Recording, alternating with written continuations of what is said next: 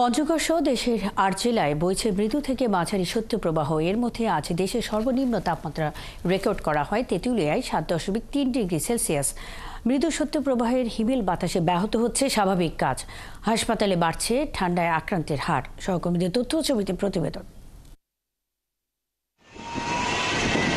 পঞ্চগড়ে সকাল থেকে রোদের দেখা মিললেও নেই উত্তাপ, সেই সাথে বইছে হিমেল বাতাস। এদিকে নওগাঁয় সকাল থেকে বৃষ্টির মতো কুয়াশা ঝরছে।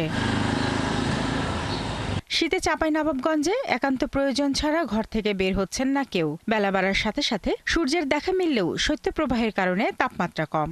ঠান্ডায় আমরা কাজ কাম করতে পারি না, ঘুরে বেড়াচ্ছি বেকার। কনকনে শীতে স্কুল যেতে পারি না, স্কুল যেতে সমস্যা হয়েছে। এদিকে শীতে কুড়িগ্রামের হাসপাতালগুলোতে বেড়েছে রোগী, বিশেষ করে শিশুরা শীতজনিত রোগে আক্রান্ত হচ্ছে বেশি।